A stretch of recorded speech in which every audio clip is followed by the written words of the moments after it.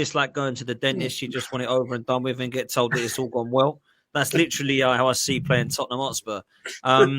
So I don't know. D, I'll start with you and we'll just go around quickly and get literally brief thoughts before we close on tomorrow's game. Friendly, Tottenham. What are you saying, bruv?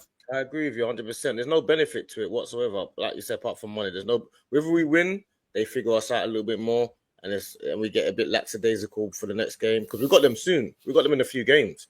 In the season starts. Whether we lose, if we lose, it's a bad result. It's a dampener, and we've got them again in a few games' time. There's no benefit to playing. I don't even want to play Premier League teams, if I'll be honest, unless they're like they've just come up and they've just promoted teams or something like that. I don't want to play any Premier League teams because it becomes too much of a rivalry. We've got so many random rivalries with random Premier League teams for no reason. New West Ham because of Declan Rice, Newcastle because of the push on Gabriel and that goal that went out with Willock. We've got Spurs, we've got Man United because of the history, Liverpool because of the title race. We've got too many random rivalries. So why are we playing these teams in pre-season? I cannot stand it. I do not want to be having a North London derby. Is it a friendly or I don't understand. Do they want it to be a friendly or not? I thought it was meant to be friendly matches. The first Newcastle game was not a friendly. No one can tell me that game was a friendly. That injury waiting to happen, I know, wasn't it, D?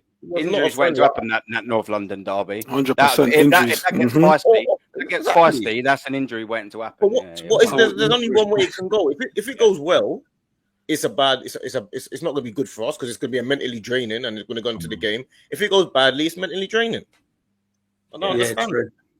Do you know what? I agree with you as well, D. Yeah, like what is the point in playing? There's actually a scenario in the Premier League where you can play the same team 5 times over the season. In the Premier League, obviously, get them in the Carabao Cup and then draw them in the FA Cup. Why do I want to see a Premier League team again in pre-season? This is where you want to see us playing the Barcelonas, the teams that you don't usually sort of play, obviously pending Champions League draw, etc. It's just more. You know what it is though. You know what it is though. Is that the thing is, it's about money. It's always been. I remember one time back in the day when I was a kid. When I was in my teens, we played Spurs in the Mercantile Cup at Wembley. And I went to that game, and there was hardly anyone there. And I was really up for it. And I had the same thought as you guys have now.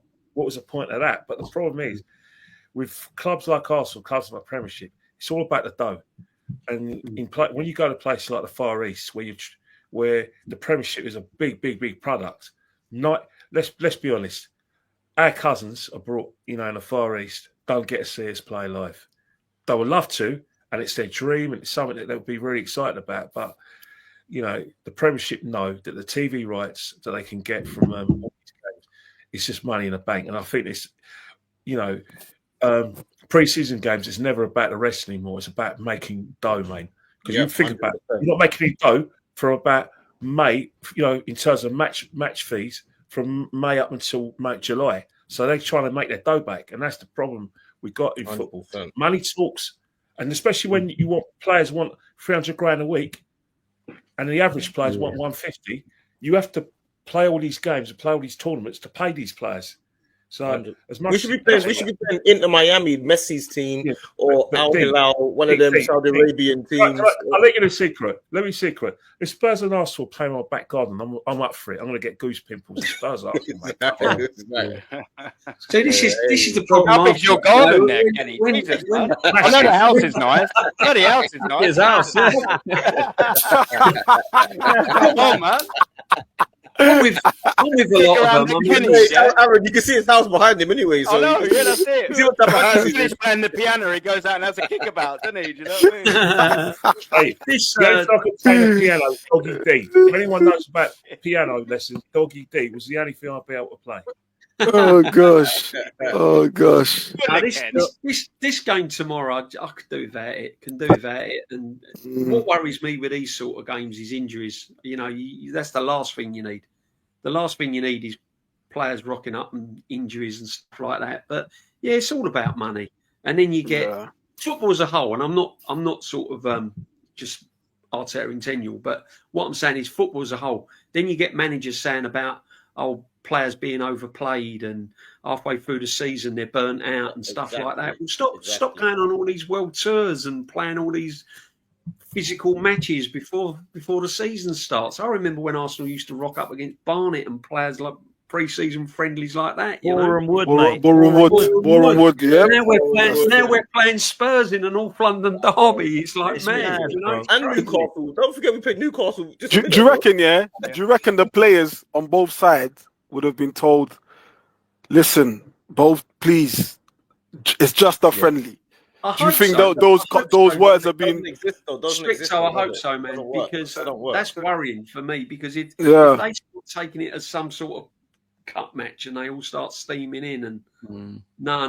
Yeah, but you say that, yeah, right? You say that, and I agree with you, Stricto, that maybe that's the case, but are you telling me that you've got like Solanke going through and you're saying to Saliba, just go easy on him, man, it's a friendly? He's going to take his legs, man. Do you know what I'm saying? Yeah, it's crazy. I just hate it. I just don't like this at all. But the other thing about it as well is it gives Thomas Frank a chance to work us out. Well, like, to be honest, he's a new manager. I don't need him to figure out, have any little tactics or any ideas about working us out already. I don't need that. He's a new manager. Let him figure it out on the game day. That's why why I don't figure it out so early. Don't give him any clues. I have to disagree with everyone on the panel, and I think everyone here is a local fan. I'm an international fan, so I see it a bit differently. I mean, for me, it's an opportunity for fans around the world who can't afford to go to London to see a North London derby, and we don't get to experience things like that. So it's very ironic because everyone here is based in London, and I'm the international fan, so I see it very differently. I mean, for me, it's 2 weeks before the season. Like I get it, I hear the things about the injuries and stuff, but at the same time, we want Gil Karius to start getting a taste for Premier League football, what Premier League teams are going to be like. We want to be ready, we want to be sharp. All these things that can't happen just by training and playing your Inter Miamis like Chelsea did, winning the Club World Cup, right? And then gloating about winning that, but they really didn't play many tough teams, right? So in my perspective, I hear it, don't want to have any serious injuries, but on the other perspective, it gives a big opportunity for a lot of global fans. You're seeing the guys in Singapore, you're seeing the guys in Hong Kong, how excited and crazy they are, because we don't get the opportunities that you guys do to just go and watch any game. And that's what I said. We've got to remember one thing, right, is that with the TV rights and with the great sides we had under George Graham and Arsene Wenger, we've got a diaspora of fans from all four corners. This is a massive opportunity for them to see live football, and that's why I said on many occasions the 39th game is happening because of the level of interest, level of support in either United States, the Far East, and and who knows. It might come to the Middle East, which is a big thing, and who knows? Even like India, that area, it's happening because simple reason is that we keep on testing things. Obviously, like they dropped the ball with the World Cup Championship, where they charged ridiculous money for that. But if they got the prices were right, easy, every Premiership club is going to make a killing on having that 39th game. TV rights will go through the roof. Happening. It's all about money, man. It's all about money. Yeah. Christian, what are you saying, bro? No, I agree. I think I don't think anyone's wrong here. I think all opinions are valid. Obviously, it's going to be a more intense game when you play Tottenham.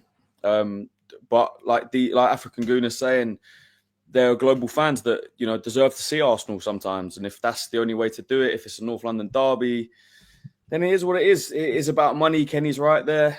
I know that I'm excited to watch it. Which, as a fan, that's kind of what I want.